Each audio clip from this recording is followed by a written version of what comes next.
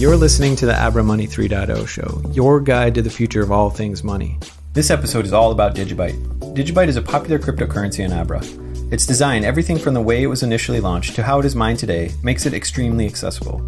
The format for this show will be a little bit different than normal because we combine 2 interviews into one episode.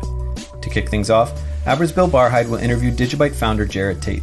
In the second half of the episode, Abra's Daniel McGlynn interviews DigiByte advocate and organizer Josiah Spackman. This podcast is powered by BlockWorks Group. For access to premier digital asset conferences and in-depth podcast content, visit them at blockworksgroup.io. Before jumping in, remember, the information presented in this podcast is provided for informational purposes only and shall not be used or construed as an offer to sell or a solicitation of an offer to buy any of the financial assets discussed. Any opinions expressed herein are subject to change. Neither Abra nor any of the participants in this podcast make any representation as to the suitability or appropriateness of these financial assets for individual investors. And with that out of the way, on to the show. Hey everybody, Bill Barhyde here. Welcome to another exciting episode of Abra's Money 3.0. So today we're going to talk about DigiByte. So with me here is Jared, the founder of DigiByte. Jared Tate, how are you today, my friend? Doing fantastic. Thanks for having me on, Bill. My pleasure. You have a very interesting community. It's the only community that has basically taken my likeness and turned it into probably 4 different superhero characters, which has caused like unbelievable amount of embarrassment. So I want to thank you all from the bottom of my heart for that. And God knows what they're going to come up with when we tell them that we've enabled DigiByte deposits today, which is something that the community has been personally hounding me for months. And so I'm really excited that 1, you get to have DigiByte deposits, and 2, people get to stop asking me for DigiByte deposits. But seriously, I'm really excited that we're going to be able to announce that we have both deposit and withdrawal support for native DigiByte now in the Abra app.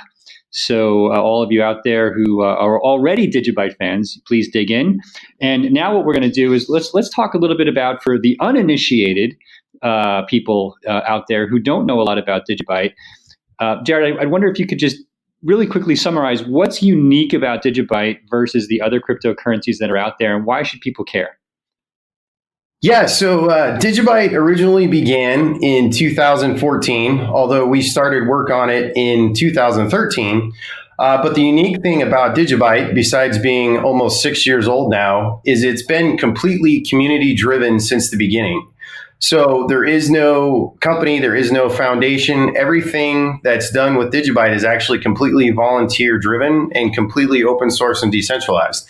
And that's why we have such a fantastic, very enthusiastic community. And you know, they're spread all over the world. And over the last, almost 6 years now, DigiByte has made a series of innovations in the industry. Things like real-time difficulty adjustment, which has now been picked up by everyone from Ethereum to Bitcoin Cash, Zcash, and numerous other blockchains. DigiByte, was actually the first major altcoin to activate SegWit, and we've continued to innovate and pioneer new things. Here recently, in 2019, we just carried out a hard fork to add a new mining algorithm. So, for those that aren't familiar, DigiByte has 5 independent mining algorithms. And this latest mining algorithm is called UdoCrypt, which is named after the shapeshifter from Star Trek. And it's actually a mining algorithm that changes itself every 10 days. So it's really not economical or possible to build ASICs for it. And that's actually allowed us to become even more decentralized. In fact, a recent survey and audit we just did, comparing the last 3 months or a recent 3-month period of mining on the DigiByte blockchain, what we found is when we compared the same 3-month window to Litecoin and Bitcoin, we found that Bitcoin only had 60 unique miners during that same period, whereas Litecoin had 251, while during the same time, DigiByte had 1,295. And we credit a large part of that to, the fact that we have 5 mining algorithms and UdoCrypt, which allows basically home-based hobbyist mining again. So, and how if you dig into that, that's fascinating. That's something I hadn't even thought of. Do you know if some of those are pools that need to basically separate their mining capabilities across each of the different capabilities you have so that they show up as effectively different miners? Or is it genuinely physically separate entities that are doing this mining? So what we're actually looking at here to get the metric is actual individual addresses from the coin base of a transaction. Yep. Because of the 5 different mining algorithms, for those that actually, the last time we talked, I think we talked about this a little bit. One of the fascinating things, because DigiByte has 5 independent mining algorithms, you could literally take all the Bitcoin mining power in the world, throw it at DigiByte, and you would only get 20% of the blocks. So what we're effectively able to do is kind of mitigate the impact that highly centralized ASIC mining has. And for those that aren't aware, that's actually a huge problem that Bitcoin has right now. You have one worldwide manufacturer that's the largest ASIC manufacturer. And it seems to me, from what I've seen, a lot of times they are splitting that mining power across different mining pools. But at the end of the day, those newly mined coins still come back typically to the same addresses over and over again, because these mining pools and these different miners typically aren't changing the addresses. And you can kind of tell what type of mining pool it is. There's some technical ways you can see it, but it's a very fascinating metric to look at. Really interesting. So what else is new in the community? I mean, what's getting you excited these days? Yeah, so in 2014, when we started, DigiByte actually started with the headline. And for those that aren't familiar, the Genesis block is the first block in the blockchain. And our blockchain started with the headline, "Target 110 million customers' data stolen." So even from the beginning, we've kind of felt that cybersecurity and security in general is really kind of the most innovative thing about blockchain technology. And I actually go into this. I actually tomorrow I'll be releasing my book I've been working on almost for a year and a half now, called Blockchain 2035: The Digital DNA of Internet 3.0. And one of those chapters I have is blockchain is really the evolution of applied cryptography, and some really advanced mathematical concepts that go all the way back to Claude Shannon. And I feel like there's a lot of very underutilized features. So one of the things we've really been focused on here this last year is something we're calling DigiID. And the simple way to explain DigiID is you have your typical wallet. So, you have the private keys that are associated with your wallet where you store your DigiBytes or your Bitcoin or your other cryptos. And those cryptographic keys, the public and private keys, can do a lot more than just send and receive transactions. You can actually use those private keys, in another wallet that you create to, for instance, authenticate yourself to websites and effectively replace passwords. So we rolled that out, and it's actually getting a lot of traction. There's a company in Europe actually called AntomID that's actually getting a lot of traction and interest from governments. Mm-hmm. So I think we're going to have a lot more traction with that moving forward as a way. To utilize some things in a blockchain that just often aren't, they're overlooked. So that's one area. Another area is we've actually introduced a secondary protocol on top of DigiByte called DigiAssets.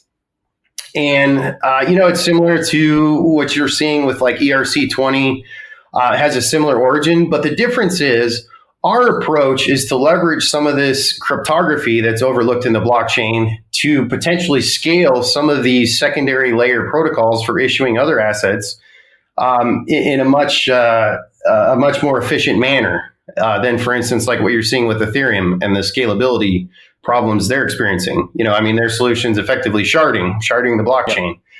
Which is, splitting everything up. So we've got that out there. We've actually got several use cases and projects that are being developed as DigiAssets. One of the ones I'm excited about that I'm actually personally a part of is something we're calling DigiPad, which is a launch pad for digital assets. And, the way I like to describe it is when people think of digital assets, they tend to think of just cryptocurrencies or maybe different tokens or stuff like that. But in reality, a digital asset could be a number of different things. Like I, for one, want to be able to take my living will or my passport or my birth certificate, and store those in a secure digital environment and protect those as a digital asset. So that's one of the things we're working on. Fascinating. So maybe that's a segue. I don't know the details, but maybe it is. So you mentioned, or I've heard a rumor, I should say, that you've got a book coming out. Yeah. Is that true? Yeah. So the book's called Blockchain 2035, the digital DNA of Internet 3.0. And the premise of the book is, what will the world look like in the year 2035, and how will blockchain come to shape our everyday lives by then? Wow. And it's really the summation of the last 8 years of experience I've had and the thousands of questions I've been asked. And as far as I know, it's the first book that's ever going to be written by a blockchain founder. So I actually first outlined it, I think, in 2016, and then I started working on it about 14 months ago. It's about over 500 pages. Wow. I've actually condensed it a little bit. There's 18 chapters, and we really tried to highlight and to give people a broad perspective of what blockchain is from the ground up. In the intro and the segue to the book is, why does blockchain matter? Why is it important? I give the example, if everyone that's listening in, if you just picture and imagine all the DNA in your body, you have DNA strands in your hair, you have DNA strands in your legs, your feet, all over. Well, what if all the DNA in your body was just located in your fingertip, and you were, let's say, chopping some limes for a cocktail or some vegetables, and you slipped and you cut your finger off? Well, you'd have a problem. Your body would slowly wither and die, and it just wouldn't be good. Well, that's kind of how we architect all of our data systems today. We have all these centralized points of failure that get hacked, that get stolen, that get manipulated. And so what blockchain really is it's a paradigm shift in the way we handle data and in computer science that in a lot of ways mimics nature. And we go through, some blockchain basics, some terminology, and then we go into, like I mentioned earlier, blockchain is really the evolution of applied cryptography and mathematics. And so we go into the history of Claude Shannon and information theory. And then we go through a lot of the key pioneers where what we call subsystems came from. So the way we also compare it is, if you think of a blockchain like a car, you have brakes, you have an engine, you have air conditioning, you have all these subsystems. Well, just like that, you have these various subsystems in a blockchain. So you've got the transaction validation, you've got the peer-to-peer networking, you have the consensus algorithm, and all those different components came from different mathematical and cryptographic pioneers, over the last 50 years. So we go through and we talk about some of that. And what I actually just found recently, we talk a lot about Dr. Ralph Merkle, who's actually the creator of the Merkle tree, which is the main data structure in a blockchain, and also the father of public and private key cryptography. I actually found after I'd written all this stuff about the nature example, he'd actually written a similar example. So that was actually fascinating to get that reinforced. But yeah, we go through that. We talk about in the book how blockchain can be a rails for artificial intelligence. Because one of the big problems in AI is, how do you trust your data feed and your data sources? We go in and we talk about the history of timekeeping in computer systems, timekeeping in celestial navigation in the 1600s, and how in a lot of ways a blockchain is actually the first time humans have actually been able to keep accurate records in history that are undeniably provable. So, we talk about the future with quantum computing. We talk about probably one of the most interesting things is how blockchain is going to become a competition among nation states. So I had a co-author. I should have mentioned that. His name is Andrew Knapp, and he's actually a former FBI analyst. So a lot of the geoeconomics, geopolitical stuff was written by him with my, I guess, blockchain perspective. So it's a very dynamic book that goes through a lot of different areas. And I guess that's how it ended up being over 500 pages. Fascinating. So when you go out 15, 20 years, right, you have to start to think about the singularity and what happens when you basically have this intersection of exponentially improving technologies like CPU performance, storage. You mentioned quantum computing, and all of these software technologies around cryptography and blockchain, et cetera, et cetera. I mean, how can one possibly have any opinion as to what will happen if we have a sentient computer system that can make decisions at a rate that's doubling every 18 months? I mean, it's pretty bold, right? Well, see, and this is one of the arguments in the book is in order to be able to successfully implement a lot of these systems, you need some way to keep these AIs in check and secure them, right? And by running and configuring this to run on a blockchain, you could effectively do a number of things. You could, if it has to, tie back into the chain, effectively put a kill switch in it. That's one of the use cases. But there's a lot of fascinating things that can get there. But I think after writing the book and going through it, the biggest question and the biggest unknown is definitely quantum computing. How that will shake out and affect, because here recently, I think it was D-Wave just announced that they'd commercially sold the first 5,000 qubit, quantum computer to a national laboratory. So, a lot of the theoretical calculations for cracking like SHA-256 were roughly in that area. Now, obviously, we go into the book, there's different types of quantum computing and different approaches to quantum computing. So not all quantum computers are created equal.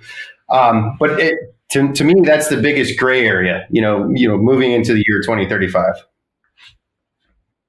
Fascinating. So are you going to do a book tour of some kind? Are you going to make the rounds in the conference circuit? What's your plan?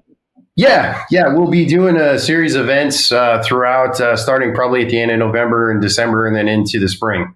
So we haven't really got a finalized list yet, but we will be doing that. We'll actually be putting, by the time, or for those who are listening to this right now, if you actually go to blockchain2035.com, there'll be a series of videos. We're doing shorter videos. We're putting them out on social media, talking about different concepts, different chapters in the book. And then what we're really trying to do is to have the book in a way be like the industry guide. Obviously there's some stuff about DigiByte in there, but 95% of the book is about the industry at large. It's not just focused on DigiByte. It's focused on, I think we've probably surveyed over 100 different projects and protocols. One of the distinct things that actually I think would be good to talk about is in the book, we make the distinction between a blockchain protocol and a blockchain project. And I think that's something a lot of people get confused by.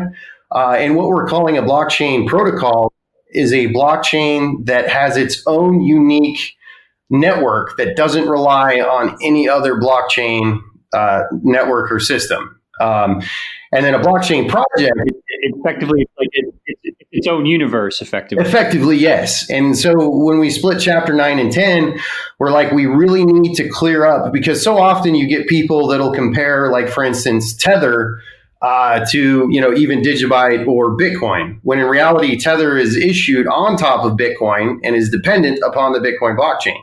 And so there's a lot of projects out there that people aren't aware of that are actually relying on the underlying security of another blockchain protocol. So we go through and we analyze, and the main difference between most protocols is actually the consensus algorithm that they're using and their approach to achieving consensus. So we split that up for projects, and we're calling projects anything that's built on another blockchain universe. Or even, for instance, we talk about Abra and what you guys do. So we go through wallets, we go through exchanges, we go through gateways. There's probably over 100 different things that we go through, just really trying to organize, categorize the industry and the applications moving forward. So we've got a chapter dedicated to financial applications, commercial applications, government applications. We talk about voting systems on a blockchain, a whole number of things. So it's a very, very thorough book. And I guess the idea originally is to take all the different things that I've been lucky enough to be a part of and just kind of put them in one area as a resource for people. That's awesome. So obviously, what's the name of the book again? before I move on? Blockchain 2035. Blockchain 2035, and you can go to blockchain2035.com. Is it on Amazon Books as an ebook? Is that how it works, or is it a free download? Yeah, it'll be on there. So you can find it on Amazon. Awesome. Well, look, it's always fascinating to talk to you. I'm always interested by what you're working on. I find it, like I said, truly fascinating. And I'm a big fan of the DigiByte community. I think we need more competition in these protocols that will move the entire space forward in terms of taking risks on new technologies and addressing some of the centralization problems. I also firmly believe that there is a scale of decentralization, and more decentralization and more security are better. But we also basically need at the same time to think about performance to make this stuff useful. And so in that regard, I have nothing but respect for what you do and for the whole community at large. So thank you very much for your efforts. Yeah, thank you. Thank you for supporting DigiByte. Like I said, I know the community is very excited about Abra, so looking forward to what you guys are doing as well. Well, let's wrap there. So, Jared Tate, thank you so much for joining again, and we look forward to having you on again in the future. We'd love to hear how things are going with the book. What's your Twitter handle for people who want to follow you? Yeah, it's at Jared C. Tate, and you can also follow at Blockchain 2035. So, we're actually going to start a newsletter and a blog, and we're going to keep creating, and this book will be updated over time. We'll revise it over the years, and we'll keep adding and refining it. Fantastic. Did you know that DigiByte, along with many other popular cryptocurrencies, is now available for deposit and withdrawal from the Abra app? In the second part of this episode, we're going to hear from Josiah Spackman. Josiah is based in New Zealand, and he's one of the people working to make DigiByte a powerful, global, and completely decentralized network. Yeah, we're really excited to talk to you today about DigiByte and some of the community aspects of DigiByte and some of the things that really kind of makes DigiByte unique. But I guess before jumping into that, I really kind of wanted to just talk to you about, maybe you can explain to us how you first got involved in crypto and how you first came to the DigiByte community. Right. Well, the title of the show, Money 3.0, I suppose, is quite relevant, given that I had heard from a friend of mine that I could use my computer and use my graphics card to print money. And I thought back at the time in sort of late 2013 that was the greatest thing ever. I was so excited for that. But so I got involved. I actually ended up going out and buying a couple of graphics cards to mine Bitcoin. Unfortunately, that was right as the first FPGAs and ASICs were hitting the market. And so that quickly turned to a bad idea. But I found Litecoin and I sort of saw it and I thought, this is faster. It's going to have a bigger maximum supply. And I'm a clever guy. That seems like a good idea for global adoption. So I started mining Litecoin for about a month. And then I came across DigiByte. They'd just been doing some philanthropic work and had recently done their first protocol upgrade. And again, the same sort of thing, faster, bigger maximum supply, a whole bunch of other cool stuff. And I thought, you know what? This seems like something that I could get behind. So obviously here we are today in late 2019. I took a little bit of a sabbatical from it a couple of years back, but have been back and involved ever since. Unfortunately, the whole printing money didn't really quite work out too well for me, but still having a great time nonetheless. Yeah. And so, what kind of maybe paint a picture of your role with DigiByte today? What kinds of things are you working on with DigiByte and the DigiByte community? And maybe it makes sense too for our listeners to kind of back up a little bit and just explain how the DigiByte community works first, and then we can talk about some of the projects you're working on. Yeah, sure. So that's probably a good idea if we do go back and kind of look at how the DigiByte community works first, because that would explain why I have been given the title of Chief Fun Officer. So the DigiByte community isn't a formal hierarchical kind of company in the traditional sense, where you have a CEO sitting at the top and everybody else kind of reports to them and things.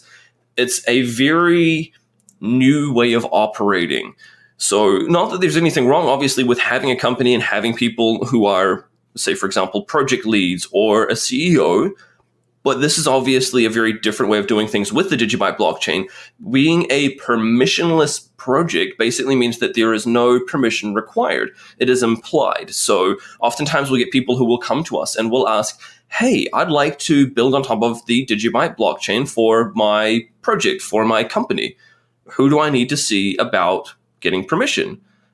The simple answer is you don't need to see anybody at all. Anybody can do that. The permission is implied. And as such, the same thing goes when you are starting up a YouTube channel. Again, the permission is implied. Or talking with Abra on their Money 3.0 podcast, the permission is implied that you can speak on behalf of DigiByte. So that's really quite cool having it. And I suppose this is a real mind shift for a lot of people compared to what they're used to traditionally. But so to then come over to this kind of a thing, it's very, very different, and it's quite exciting to have that kind of that freedom and that liberation. So yeah, in that kind of a vein, I am everything from technical support in our support channels. I write integration guides. I do daily YouTube updates to keep people informed with what's going on with DigiByte, all of the progress that we've made over the last sort of 24 hours and things. And all of that kind of thing all together kind of, I suppose, sums up my role. There's no individual single title. And so maybe we could talk about what the DigiByte community, because we keep sort of saying the DigiByte community, but what does that look like? So it's global, right? And do you have any information in terms of like the number of people that are kind of active in developing on DigiByte, or otherwise? Yeah, well, just one kind of the hardest things, I suppose, with that kind of a metric, especially when you start looking at the number of nodes and things, people come to us and they'll say, how many nodes are on the DigiByte network? And that's a really difficult question to answer, because that would imply that there is a central entity that everybody checks into. But if you have that kind of a central entity, that's also a point of failure, like a point of weakness that could be used to attack the network. So as such, we have no definitive answer on exactly how many people there are on the network, how many people there are utilizing it, and things like that. And I think that's actually quite cool from a privacy perspective, as well as a redundancy and a security perspective. So there's definitely benefits and definitely downsides to that, but we do have a very broad community. For example, we know that on just one of our platforms, we have over 300,000 people following us on just one individual platform. If you couple in things like Twitter, for example, where there's 150,000 followers there, you start to get a bit of an idea of the size of the community. The distribution, though, is what really impresses me the most, especially when we do things like we find out that the most common place to purchase DigiByte with fiat is actually in Turkey. And so we've got this really interesting kind of thing going on, I suppose, where DigiByte is taking off quite broadly, especially in the greater Europe area. And for a lot of people, obviously, being in America or myself in New Zealand, it's kind of eye-opening to think just how broadly we are actually using DigiByte. If we were from New Zealand, Australia, America, throughout Europe, and even in a whole lot of developing nations as well. For example, in Venezuela, where we've done some previous charitable work there. So it's really exciting stuff, and it's definitely mind-blowing to see just how distributed the network is and how many people are using it from all over the world. And do people, when you're communicating with other DigiByte users and talking to the community, do you have a sense of how people are using it, or like what's the dominant use case? Is there a dominant use case, or are people using it for all kinds of things? Yeah, absolutely. So, the primary one that everybody thinks about when they think of blockchain is they think of Bitcoin and they think of money. And so money is definitely a big part, exchanging value from one side of the globe to the other. For example, I have a friend who is in Russia. And in order to send money to him, rather than going through an alternative provider that people would traditionally use for banking, for example, it's a lot easier for me to just send him DigiByte.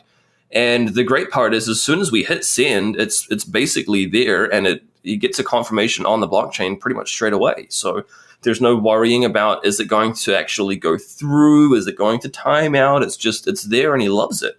So we see a lot of that kind of thing, and it was one of the main reasons why we did that charity work, like I mentioned, in Venezuela, was because of that speed and the low fees around it. So when we're giving DigiByte to these children in an impoverished school, they're able to then use that to learn about cryptocurrency, to learn about blockchain and a whole lot of other things in a really kind of fast manner without it costing them and without it eating away at all of their DigiByte through transaction fees. So that was quite exciting for us. But I suppose the main other way that we're using this a lot right now would be through digital assets on top of the blockchain. So that's something that's really started to take off in the last couple of months. And we're seeing a whole ton of amazing different use cases and scenarios that are popping up in that kind of vein.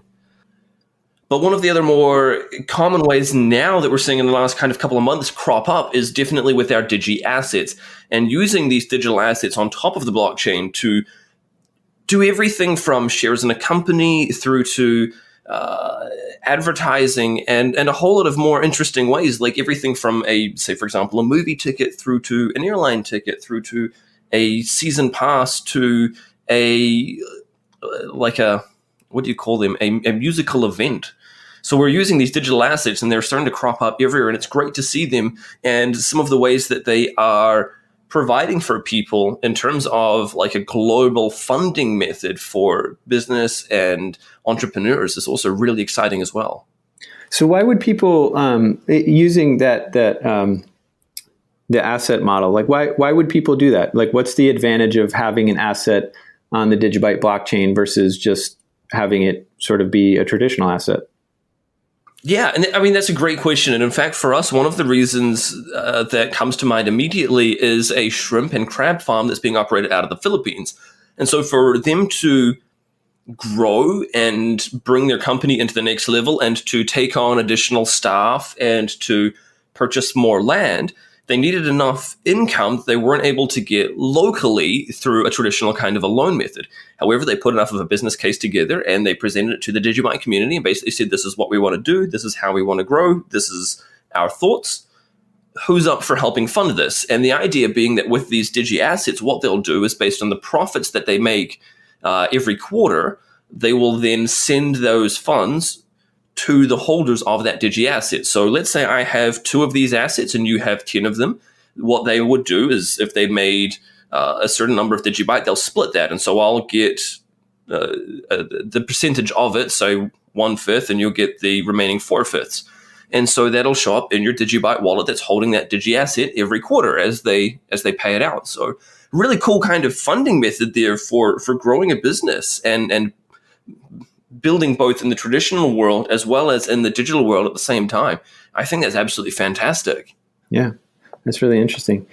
And is DigiByte, from some of the reading I've done and looking at DigiByte, it seems like security is kind of a major component of some of the things that people are building with DigiByte. Do you see that Yes. in the community as like a theme or something that people are interested in?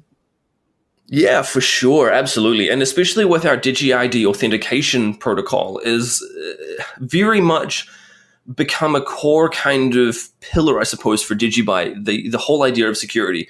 In fact, in the Genesis block, when Jared Tate was originally creating the blockchain, he put in there that it was a target data stolen from millions and millions of users. Now, the reason that he put that in there was wanting to instill a focus on cybersecurity. And yeah, I'm pretty pleased to say, I guess we're now 6 years down the line as of January, and that will be still a very core main focus for us, not just in the way that the blockchain is being utilized with things like DigiID for secure login and authentication, but also in the actual way that we've gone and grown and split our proof of work from just being a single algorithm to being multi-algorithm, our multi-shield proof of work difficulty adjustment, the way that we're now specifically choosing to focus on certain ASICs, certain FPGAs, and we're bringing back GPU mining as well. So all of this together, the focus definitely is on security for sure. And you mentioned you kind of got interested, your own background, you got interested in cryptocurrencies first at kind of figuring out how to mine them and interact with them. And it sounds like DigiByte is kind of going through the effort of making sure that people interested in participating in the DigiByte network will be able to access it from multiple multiple different mining methods. Could you just talk about that a little bit? Yeah, absolutely. So I presume now for the listeners who are maybe in their car or they're at the gym and they're listening in, you've got a computer that you're recording this on or a laptop, right? Yep. Yeah, so inside of that computer, you're going to have a graphics card. Now, in order for you to participate in the security of the network and begin mining, all that you need to do is download and run some software. There's basically no sign-up process or anything along those lines. There's no having to go to an exchange and swap out Bitcoin, for example. So in order for you to begin participating and to get involved with the network, GPU mining is actually a really quick and simple way to get people interested and distribute the network as well for that security. Because you have a computer, and I've got a computer that I'm recording this on, and it's got a graphics card in it, I'm then further contributing to the decentralization by mining from this. Whereas if you have the likes of ASICs, they're traditionally in a large farm, in a data center. So for people who are not familiar with it, think of basically like a really, really great big tall warehouse with just racks and racks and racks of these small little devices. And that centralizes the mining a lot, and that then becomes a point of weakness. So that's one of the reasons why GPU mining is something that we are looking to bring back, because it helps to onboard people nice and easily. It contributes to the decentralization of the network with a broader number of participants contributing to the mining. And as such, that then contributes to the security. So it's a win-win-win situation there. Yeah. Yeah. And I think it's interesting too, just that I think, as sort of a point of entry, I guess, people can come with their GPUs and start mining, but then as they become more sophisticated, or other sophisticated miners can also participate in securing the network and keeping DigiByte running. So that's kind of an interesting model. It'd be cool to just kind of watch that over time unfold and see what that looks like. Yeah, and so I guess the great thing is that we've been multi-algorithm now for several years, and so what we saw is the progression over time with certain algorithms that changed from being GPU mined into being ASIC mineable. Now we're bringing back GPU mining because it is a nice way to easily onboard people. People will probably hear, like me, hey, you can go along and you can convert the energy that you're basically purchasing from your power company. Your graphics card can then run some computation, some math, and contribute to the security of the network, and you will be rewarded and given back DigiByte. So it's a really simple way to get people on board and interested in using the network more so than any kind of like ASIC would. But at the same time, we're also still mindful that ASICs provide a ton of security. So having our multi-algorithm approach where we can use all of the above is absolutely fantastic, and I think really sets DigiByte apart. So I guess I'm really just curious about the DigiByte community. From our vantage point here at Abra, we hear from the DigiByte community all the time, and we're kind of aware that there's this very engaged global community working on DigiByte. But what's super interesting to me is there's no like formal corporate structure. It's not like people are paid to do marketing activities or paid to do all this outreach. It's just kind of happening very organically on this very distributed, decentralized network. And so I'm kind of just curious, could you tell us more about like how the actual community works? Like, where are people coming from, and what, like, how do they get involved in projects, and just how does that all work? Right, so it's definitely a very grassroots movement. And I think that the fact that there was never any kind of an ICO, and the fact that people only have skin in the game based on what they've actually put in, really kind of helps us. I mean, it's a blessing and a curse at the same time, because let's be honest, it would be fantastic to be able to have a slush fund that we could then use to throw at a whole bunch of people and make certain things happen, like developing certain applications or protocol improvements and things like that. But we simply don't. There's no big pre-mine, there's no founder's reward, there's no block rewards that are going off to a certain entity or company. It is 100% grassroots. And so it's really interesting because that also levels the playing field. And it's not something that a lot of people who've joined and become part of the cryptocurrency movement in the last few years have rarely seen, because a lot of people simply see ICOs and they see these big projects that have billions and billions of dollars in the bank account. And so this is, I suppose, where the curse side of it kind of comes in, because it would be nice, like I mentioned, to be able to do that. But as a result, we have this passionate community who simply believes in it because they can see the advantage of the technology, the advantage of doing things the right way, and not, I suppose, just throwing money at the wall and seeing what sticks, sort of thing. So it's hard, but I think that I think that this is the best way of doing things.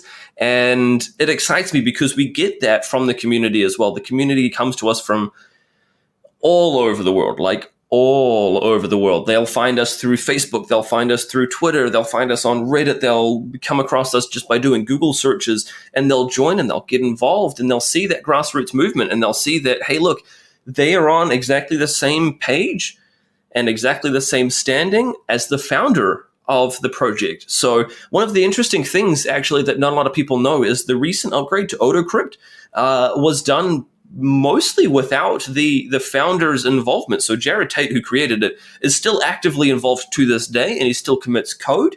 But the actual AutoCrypt upgrade that we did for our network, replacing one of our algorithms, he was basically just kind of off to the side doing other things. And he just said, hey, look, you guys go and do this and make it work. It's part of the whole idea of decentralization, is that we don't have to go to any individual for permission. So yeah, we did. We went off and several of us went through the process and got it going and got it working and got it on testnet and got it pushed live. And it's amazing to see how somebody who is the founder and somebody who is new to the space are both on that same kind of standing and that same level. It's very liberating, and it's an incredible difference from a lot of other projects out there. So I think the fact that Abra sees that kind of thing is fantastic. I love it. Yeah, and it excites me. I think like that kind of spirit, I guess, of the permissionless participation and just the overall distributed nature of DigiByte is really, in my mind, what makes it kind of a unique project, and also adheres to a lot of, I think, why people are attracted to cryptocurrencies in the first place. Just this idea of a new way of doing things with cryptocurrencies. Yeah, it's kind of an alternative, but it's an alternative that you can participate with other people, kind of all sort of incentivized and working towards the same goal, but across the whole planet. And I think that's really cool. So I'm also really curious about how people can come to cryptocurrencies maybe without being developers or have a deep background in computer science or programming. Do you see people come to DigiByte without sort of that technical background, but they're really passionate and interested about just sort of achieving some of these goals of alternative economic structures and ways to send payments around the world, in a way that's cost effective and fast. Do you see that kind of thing happening?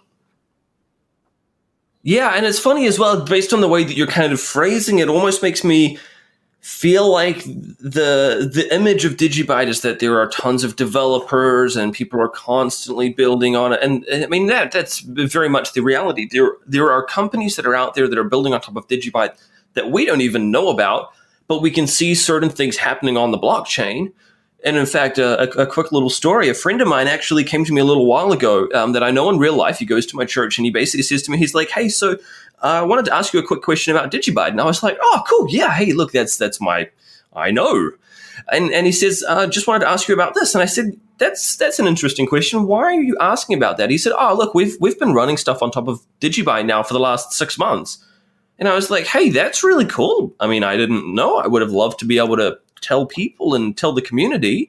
But at the same time, this kind of fits in with the whole, there is no central point of authority. There's no asking for permission. And so very much with the developers versus people that are coming that don't have that kind of computer science background and things, sure, we do have developers who are working on things like the applications, who are working on maintaining the website, who are working on building the core protocol and things like that.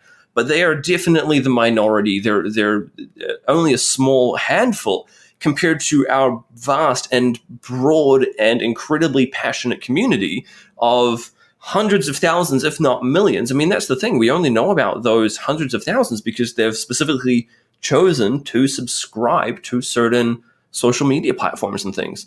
You don't have to, and there's nothing forcing somebody to do that. And so we know that it is even broader than that.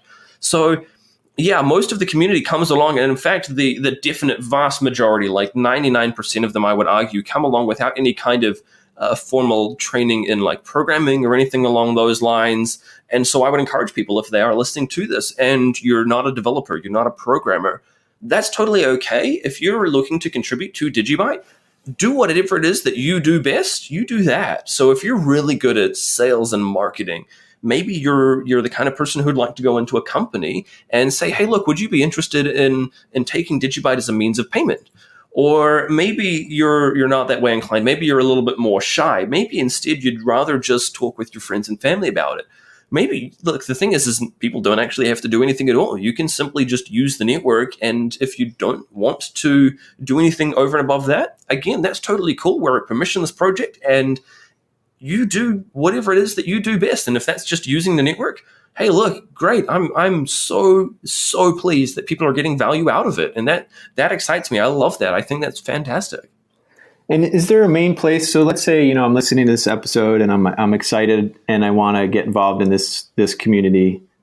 Is there like one place that people kind of start out or like get involved in that sort of distributed community, or is it, as you're mentioning, like you can come at it from all different angles and eventually people just kind of find their fit and find where they, the things they want to work on?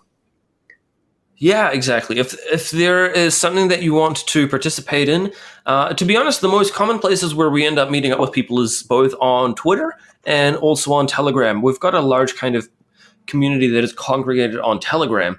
I also know, though, that there is a large and thriving community on Discord. I'm not actually a part of that at all myself, but I know it's there. And I know that a lot of people who use Discord are on there and are happy, and they're communicating and they're developing stuff. Same for on Facebook. There's actually quite a growing community on Facebook and Instagram, and even on Snapchat. People follow certain accounts to stay up to date. So whatever works best for you, I think, is probably one of the main themes that I see coming through with DigiByte lately is the choice and the option for people to do whatever it is that is going to be best for them rather than what they've been told to use. So if you want to use Telegram, you want to jump on there and say hi, that's absolutely fantastic. And we're there. And hey, look, we'll have a great chat and we'd love to help you out in any way that we can. But if you're on Discord, that's cool. Join the Discord community. If you're on Reddit, join the Reddit community. Great. And so what do you think, what's kind of on your horizon for DigiByte? What are the projects maybe that you yourself are really interested in that are coming down the pipe, or that you feel like the community sentiment is just really excited about the next DigiByte project? What does that look like? Oh, that's a really good question. The immediate future is going to be the likes of the upgrade for the network to use the ProgPow GPU mining algorithm. That's underway as we speak, so that's super cool. I'm so excited for that.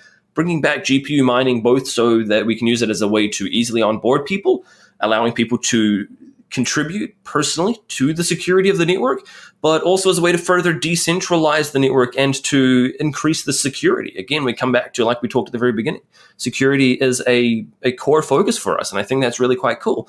But the other main things that are coming up, so if we were to look forward a little bit into, say, 2020, for example, we're doing great things with Digi assets. And so right now we're working on ways that we can incorporate video into them. We're working on ways that we can incorporate private and authenticated access through Digi assets. So, for example, if there was a comic, for example, that you had the Digi asset for, you would have to authenticate with your Digi asset and prove that you own it before getting restricted access to this private area that allows you to see this comic, for example. And later on as well, in 2020, one of the things that we're actually looking at quite seriously is quantum resistance, and in terms of what parts of the blockchain need to be upgraded to achieve that kind of quantum resistance. Yeah, I think that's another really interesting application for DigiByte that we haven't really touched on, but something that I feel like is kind of a growing interest in the crypto community more broadly, is just this idea of digital ownership. Yeah, and that's so what we've got with our DigiID is it's basically just a really pretty front end for public-private key cryptography, just like you have with your sending and receiving of DigiByte or Bitcoin. But instead of using it to authenticate that you have access to these certain addresses, we're now doing it to allow users to pseudo-anonymously log into a website. Now, I say pseudo-anonymously because each website or each application gets a newly generated address based on your private keys. So you cannot ever have, say, for example, when you go to a website right now, you'll sign in with bob@hotmail.com. And if you go to another website, again, you'll reuse that same username. And we see things like we see websites getting hacked and people's usernames and people's passwords getting put out onto the internet. And even like advertising profiles being built across multiple websites simply based on the fact you use that same username. Because DigiID is pseudo-anonymous, because it uses a randomly generated address for each website, people can't build that kind of an advertising profile around you. It's anonymous unless you specifically give each individual service that information about you. They simply don't have it. All that they have is a random string of letters and numbers that identifies you. And so if you put a name to it, then that's great. But there are a number of websites we're seeing that don't require any kind of a name or anything at all to start to use them with DigiID on the DigiByte blockchain. So that's really quite cool to see that kind of security and the privacy aspect of it as well being taken very seriously. Yeah, that is interesting. And that's something that I think I'm going to just keep an eye on personally over the next several years, is how the kind of the way we use the internet will change because of these technologies. And I think change for the better in terms of, especially in terms of, just digital ownership and keeping control of your identity across the whole internet, I guess. Be interesting. Yeah, for sure. And that privacy aspect is definitely something that has kind of come to the forefront, especially over the last year or two, as we start seeing things like the whole Cambridge Analytica scandal and all of that kind of thing. If people have unique profiles for each website, but it's seamlessly done from their app, all they do is they scan a QR code and they're logged in. There's nothing else they've got to do. It's super, super simple, but incredibly private and arguably more secure than a username, a password, and a timed one-time password on top of that, like an SMS authentication. It's more secure than that. And you can do it. It's faster and it's easier. This is like a win-win situation for everybody involved. It's fantastic. So I'm so excited for the future where we no longer have to use usernames and passwords anymore. Right. Yeah, and that'll be the interesting thing. It's like when that intersection happens of, it's a better experience and then it's also more secure and more private. So, that will be great once we get to that point. Once we get to that. But again, it's a generational mind shift. And so what we're seeing is obviously the likes of people who are coming, they've only just kind of gotten used to the internet over the last sort of 5 to 10 years, and they're used to using usernames and passwords. Again, this is now another shift. So we do have that sort of battle on our hands where this sort of thing could take another decade or two to truly catch on and truly get into every corner of the internet, where people finally understand, usernames and passwords suck. Right. Don't use them. Right. Instead, we've got this better way of doing things that's faster and it's easier, and you can do it all from your DigiByte app on your mobile phone. Yeah, that's a great reason to have the DigiByte app. Yeah.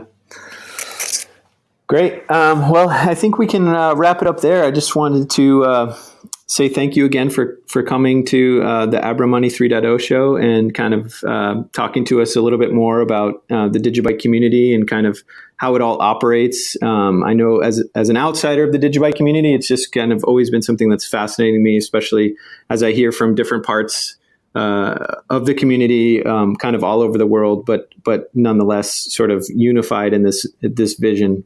So it's really cool to see that. So thanks again for joining us. Yeah, thank you so much for having me on your show. It's been an absolute honor and a pleasure. And if people want to find out more, the best thing that they can do is go and just search for DigiByte. Thanks again for listening to the Abra Money 3.0 show. We hope you liked this episode as much as we did. If so, please subscribe to the show wherever you get your podcasts and download the Abra app wherever you get your apps. Thanks again.